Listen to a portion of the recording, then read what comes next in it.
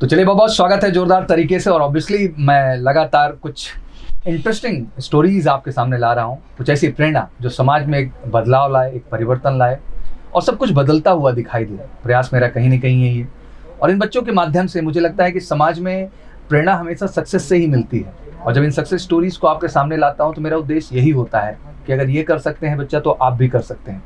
और आप ये आज सीखेंगे सोनू की कहानी से, उनके स्ट्रगल से, कि लाइफ में डिफीट होने के बाद भी रुका नहीं जाता। इंसान का चलते रहना हमेशा काम होता है और उस जज्बे को बच्चे मेंटेन कर रहे हैं लगातार।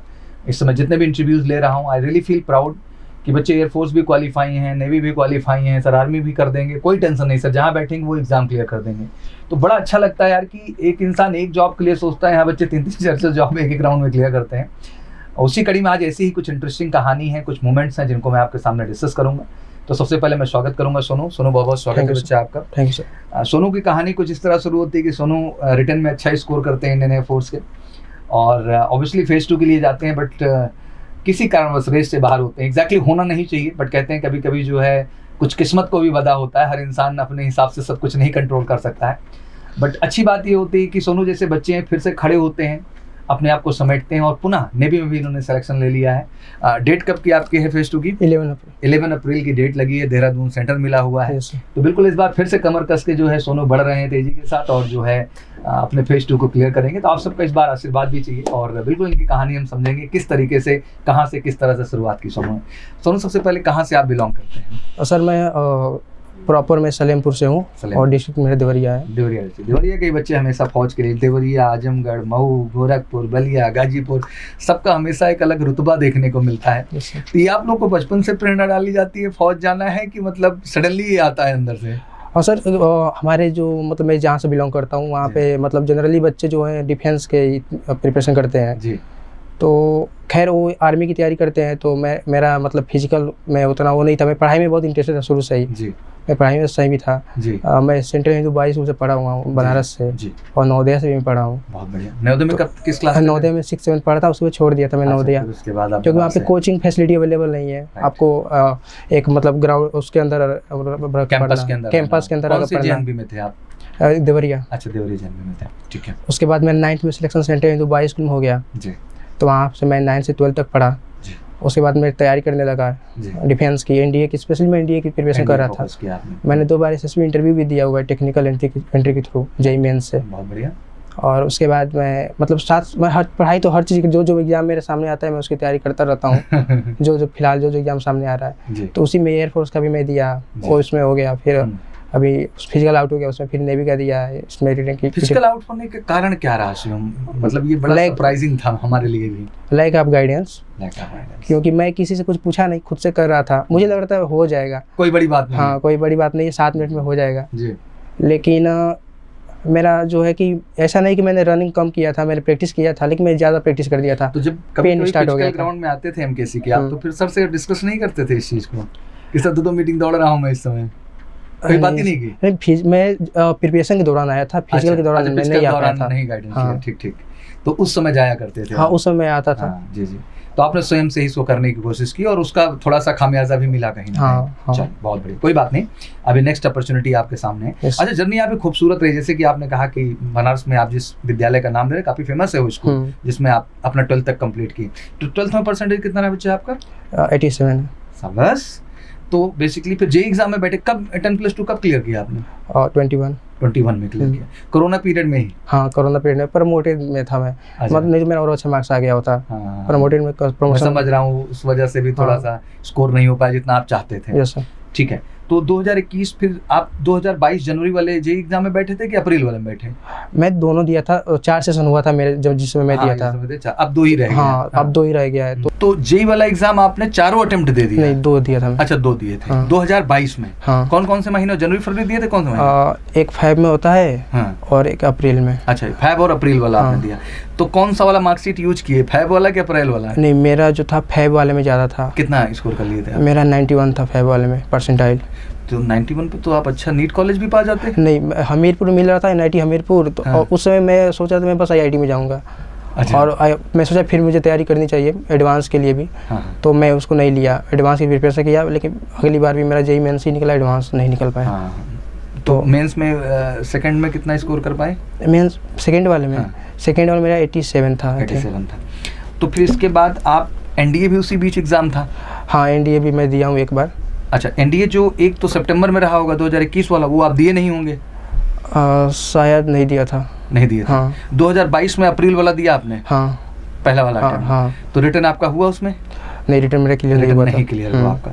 फिर उसके बाद आपने मई जून में फॉर्म भरा आर्मी टीएस का। तो आर्मी टीएस नेवी टीएस दोनों भरा कि केवल आर्मी टीएस? आर्मी टीएस में भरा था। अच्छा, आर्मी टीएस। तो आर्मी टीएस आप कौन सी 48 49 दोनों में? हाँ, 48 49 दोनों। अच्छा, दोनों में आप गए, ठीक है।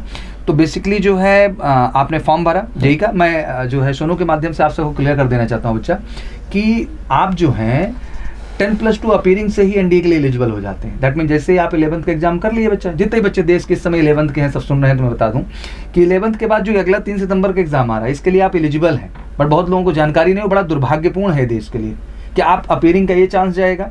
फिर इसके बाद अगला अप्रैल है, उसके लिए भी आप एलिजिबल हैं। अब इस चक्कर में वो भी जाएगा।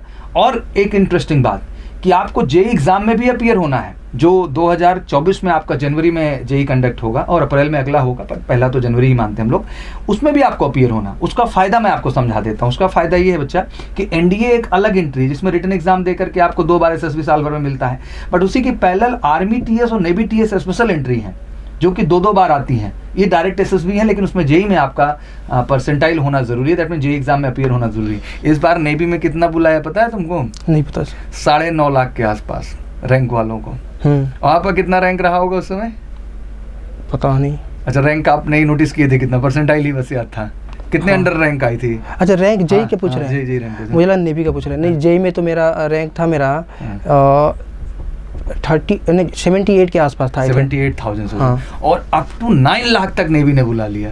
हाँ। मतलब बच्चे जो घबराते हाँ। रहते हैं बहुत बड़ा तोपची जेई का एग्जाम, हम कहे कुछ नहीं, बैठ जाओ बस। हाँ। ईमानदारी से अब इतना तो पढ़े ही हो यार, एनडीए फेस कर रहे हो तो इतना तो क्षमता है कि हाँ मैथ में कर लेंगे, फिजिक्स में कर लेंगे, केमिस्ट्री में कर लेंगे।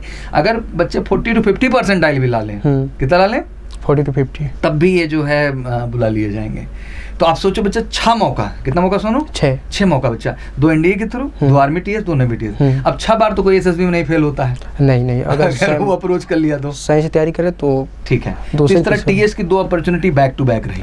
एसएसबी गए, आपको एक डिफरेंट एक्सपीरियंस तो हुआ ही होगा कि obviously it's need a different level of standard and personality and all. क्या महसूस हुआ आपको जब आप एसएसबी का हिस्सा रहे? तो मैं पहले तो वहाँ पे मैं जब गया तो मुझे मतलब रियलाइज़ हुआ कि अभी मेरे में बहुत सारी कमी है जी। बस अभी पढ़ाई ही चल रही है, बाकी और सारी चीज़ों पर भी फोकस करना पड़ेगा। एस्पेक्ट है वो चीज़ें नहीं, और सारी चीज़ों पर भी फोकस करना पड़ेगा। एग्जैक्टली। अगर मतलब रियल में अगर सक्सेस होना है तो पढ़ाई के साथ साथ बाकी सारी चीज़ों पर भी फोकस करना होगा। एग्जैक्टली। और बाकी सारी चीज़ें भी उतनी ही इम्पोर्टेंट है जितना स्टडी या फिर एग्जाम इम्पोर्टेंट है, साथ साथ वो भी अहम है। हाँ, डिसिप्लिन। सोनू, ये बात आप महसूस कर पा रहे हैं इस समय और हम भी ये महसूस कर रहे हैं, क्योंकि I can understand what you are saying now. Lot of candidate don't understand this. Yes sir. जब वो जाके झटका खाते हैं तब उनको समझ आता है यार exactly I was missing in this part exactly, and then you start working on like that. फिर आप उस तरह से काम शुरू करते हैं। चलिए, फिर इसके बाद जब देखें कि नहीं हो रहा तो पहले ही आपने एयरफोर्स, नेवी, आर्मी पे फोकस करना शुरू किया। तो एयरफोर्स क्लियर ही हुआ, नेवी क्लियर ही कर रहे हैं आप ओवरऑल, और आर्मी भी आप जो बैठ रहे हैं वो भी आप क्लियर करेंगे। इस बार कैसी तैयारी है? रेस को लेके क्या प्लान है? समय तो ज़्यादा नहीं है अभी भी। नहीं, इस बार मैं पिछली बार जो मुझसे गलती हुई थी मैं इस बार उसको नहीं करूँगा, क्योंकि मैं पिछली बार ज़्यादा रनिंग कर लिया था, दोनों टाइम 4-4 किलोमीटर। इस बार मैं उतना नहीं करूँगा कि ताकि पेन स्टार्ट ना हो। पेन स्टार्ट हो जाएगा तो फिर हो ही नहीं पाएगी रनिंग, कंप्लीट ही नहीं कर पाएंगे 1600 किलोमीटर। देखिए, ये ताकत से नहीं होता है कि आप ताकत लगा के दौड़ लेंगे। It's all game of stamina. Yes sir. And right practice, stamina, regular practice, वो से काम होता है, ज़्यादा नहीं। ऑर्गेनाइज स्किल्ड ट्रेनिंग का ट्रेनिंग होनी चाहिए। बिल्कुल, आप आइए ग्राउंड पे, सब सर आपको परफेक्ट कर देंगे, टेंशन मत लो। नाउ क्वेश्चन इज नेक्स्ट की जैसे कि आप बताएं कि कितने भाई बहन हैं आप? हम 2 भाई हैं और 1 बहन मेरी। अच्छा, तो भाई आपके बड़े हैं? हाँ, बड़े हैं। वो भी इंडियन नेवी में सर्विंग है? हाँ। कहाँ पे पोस्टेड है इस समय? गोवा। चलिए, बहुत बढ़िया है। तो कभी जाना होता है भाई साहब के पास? नहीं, अभी तो मैं नहीं गया हूँ कहीं, मुझे घूमने उन्हें बहुत कम इंटरेस्ट है। मैं अच्छा, और टाइम भी नहीं मिला। मैं जहाँ देख पा रहा हूँ आपकी लाइफ एकदम बिजी है। हाँ, मैं 2022 में एसएसबी में बिजी रहे, फिर रिटर्न भी फोकस करना था आपको। क्या एयरफोर्स जुलाई वाला भी दिया था आपने? नहीं, मैं बस यही वाला दिया था। अच्छा, एक ही अटेम्प्ट। हाँ, उस वाला मैं वो नहीं दिया था, मैं भरा ही नहीं था वाला। अच्छा, तब तक इंटरेस्ट नहीं था, तब तक कमीशन की ओर मूव कर रहे थे। हाँ, और बीच बीच में और भी शायद मतलब कभी कभी मतलब डाइवर्ट भी हो जाते हैं कि यूपीएससी की तैयारी करें, मत या फिर कुछ डाइवर्ट मत होइए, फोकस होइए। आप जैसे टैलेंटेड बच्चों को जरूरत है, आर्मी ने भी एयरफोर्स की। सोनू के थ्रू एक बात मैं कहना चाहता हूँ पूरे देश और समाज के लोगों से कि एक बड़ा अच्छा सा टैग लोग लगा देते हैं अग्निवीर वाला। सोनू जैसे जो काबिल बच्चे हैं ना, ये इंडियन आर्म फोर्सेस का हिस्सा भी बनेंगे और वहाँ परमानेंट भी रहेंगे। ये जो बात करने वाले लोग हैं इतना आसान नहीं है। आपको मैं बता दूं तो देश का one of the greatest exam system है जो ये बच्चे फेस करते हैं। इन्हें उतनी ही काबिलियत रिटन में भी दिखानी है, उतनी ही काबिलियत बच्चों को फिजिकल में भी मेंटेन करनी है, उतना ही उनको अगर एसएसबी है तो एसएसबी, नहीं तो जीडीएसआरटी एयरफोर्स उसमें मेंटेन करना है। मतलब पर्सनैलिटी भी उतनी ही सही होनी चाहिए। और फाइनली मेडिकल, और हर स्टेज पे रिस्क है कि आप बाहर हो सकते हैं। yes, मुझे नहीं लगता कि इतना बड़ा कोई सिलेक्शन सिस्टम इस देश के अंदर है भी किसी और कंट्री में। नहीं है। तो ये बहुत गर्व की बात है, बहुत बड़े गर्व की बात है और पूरे समाज के लिए गर्व की बात है कि बच्चे मेहनत करते हैं, एक तपस्या के साथ हर स्टेप को अपने लाइफ में क्लियर करते हैं। अपने आप में समाज के लिए बहुत बड़ी बात है और हम तो दिल से प्राउड करते हैं इनके लिए। इसलिए नहीं कि मैं डिफेंस से जुड़ा हुआ हूँ या मैं एमकेसी का हिस्सा हूँ इसलिए बात बोल रहा हूँ, बट मैं इनका दिल से सम्मान करता हूँ। They are the real heroes, because इन्होंने बहुत तपस्या की है। बड़े सच्चे लोग हैं, बड़े अच्छे लोग हैं जो ईमानदारी से मेहनत करके अपने ऑब्जेक्ट की ओर बढ़ रहे हैं। तो मुझे लगता है कि बहुत सारा आशीर्वाद और बहुत सारी दुआओं की ज़रूरत है जो दीजिए, और ये हर जगह जहाँ बैठें हर कंपटीशन को क्रैक कर दें। ये काबिलियत आपको इनके अंदर लानी है। तो भैया को आपने अपडेट किया कि भैया नेवी भी अब जो है रिजल्ट आ गया है? हाँ, बातचीत हुई भैया से? हाँ, बात हुई। क्या कहा भैया ने? उन्होंने कहा कि ऑफिशियल की तैयारी करूँ। बिल्कुल फोकस करो। भैया का सपोर्ट रहता है पूरा? हाँ, गाइड करते रहते हैं क्योंकि वो किए हुए हैं तो गाइड करते रहते हैं। पिताजी क्या करते हैं बच्चे आपके? वो टीचर है। अच्छा, गवर्नमेंट टीचर है? नहीं, प्राइवेट टीचर। अच्छा, प्राइवेट स्कूल में वहीं पढ़ाते हैं देवरिया में जहाँ पे आप? हाँ, जहाँ मैं रहता हूँ। चलिए बहुत बढ़िया। तो किसका सबसे ज़्यादा सपोर्ट रहा आपके जीवन में अगर माने आगे बढ़ने के लिए? सपोर्ट तो सबका रहा जी। सबका सपोर्ट रहा। और हाँ, मैं जहाँ से बिलोंग करता हूँ मेरे आसपास के लोग भी मतलब काफ़ी पॉजिटिव हैं। जी। मतलब कंपटीशन बहुत ज़्यादा है मेरे गांव में। अच्छा। तमाम तरह के एग्ज़ाम होते रहते हैं समय समय पर। मैं वहाँ भी देता रहता था, प्रतियोगिता वगैरह होता था, प्राइज़ वगैरह मिलता था। वहीं से मोटिवेशन मिली है कि कुछ करना है। हाँ, वहीं से मोटिवेशन मिली मुझे। और शुरू से ही मतलब मैं कुछ करना चाहता था। मैं मतलब और बड़े मतलब जो लोग काफ़ी अच्छा काम किए हैं, जो लोग मतलब काफ़ी अच्छी जगह पहुँचे, मैं उनका इंटरव्यू वगैरह भी देखता था जी। हाँ, तो मोटिवेशन सबसे मिला है थोड़ा थोड़ा, ऐसी बात है। बहुत बढ़िया बात सुनो। और मुझे लगता है कि हम सबसे सीख के ही बच्चा जीवन में आगे बढ़ सकते हैं। जो जनरेशन है हमारे देश की, जो यंग जनरेशन है, क्या कहना चाहेंगे आप इनको? बस इनको फोकस करना चाहिए अपने गोल के प्रति। पहले तो एक गोल डिसाइड कर लें जी, और उसके बाद उस पर टोटली डेडिकेटेड हो जाए और डाइवर्ट ना हो, अच्छे लोगों के साथ रहें और अच्छे दोस्त बनाएं। बस बहुत मैच्योर है सोनू, आप हैं छोटे बच्चे but you look very mature and very sincere in the life. Sir मैं काफ़ी जगह पे रहा हूँ, मैं बनारस रहा हूँ, मैं देवरिया नवोदय में रहा हूँ, मैं हर तरह से लोगों से मिला हुआ हूँ। And Sonu, you deserving to be a commission candidate यार, तुम डिजर्व करते हो अधिकारी रहने के लिए। You have such a personality. कोशिश करूँगा। अभी CDS वगैरह है। Exactly, you have more opportunity further. अभी बहुत, तो ग्रेजुएशन का कौन सा ईयर चल रहा है? सेकंड ईयर चल रहा है। बिल्कुल साथ साथ वो चल ही रहा है। और मेरी तरफ से बहुत सारे आशीर्वाद है आपको सोनू। आप बहुत अच्छे बच्चे हैं बेटा, और आप में दम है कमीशन का। किसका दम है? कमीशन का। ये मैं कह रहा हूँ आपसे personally, you are very mature.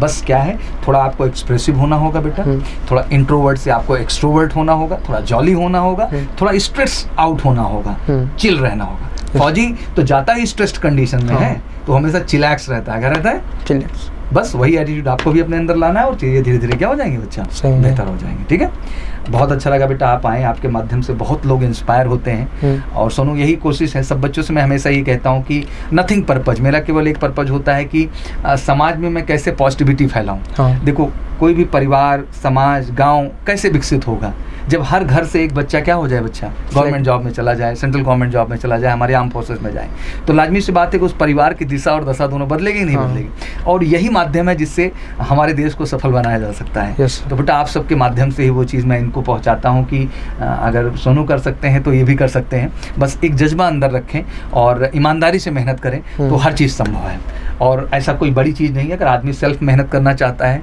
तो सेल्फ भी निकाल सकता है कॉम्पिटिशन को, मेरा ऐसा मानना है। मेरे भाई खुद से ही निकाले थे। बिल्कुल, और ये सत्य है सोनू कि जो इंसान चाह ले वो कुछ भी कर सकता है। हाँ, बाकी सपोर्ट एंड गाइडेंस की हमेशा जरूरत हो तो उसके लिए है ही ऑर्गेनाइजेशन, कोई दिक्कत की बात नहीं है। तो बस मेहनत करिए, सच्चाई से भरोसा करिए खुद पे, माँ बाप का हमेशा जो है आशीर्वाद रखिए अपने ऊपर और उनको हमेशा प्यार दीजिए, उनकी भरोसाओं पे हमेशा जो है खड़े उतरिए। यही चीज़ है जो आपको जीवन में आगे ले जाती है। नाइस मीटिंग सोनू, आपसे बच्चों ने बहुत कुछ सीखा होगा बच्चा, और इनमें भी एक प्रेरणा आएगी, आपकी तरह ये भी मेहनत करेंगे और जल्दी से। और सोनू को ढेर सारा आशीर्वाद दुआएं चाहिए क्योंकि इस बार बच्चे का मुझे क्लियर होना चाहिए सब कुछ। ठीक है। चलिए, thank you so much, it's lovely discussion, wish you all good luck, thank you very much. Thank you sir.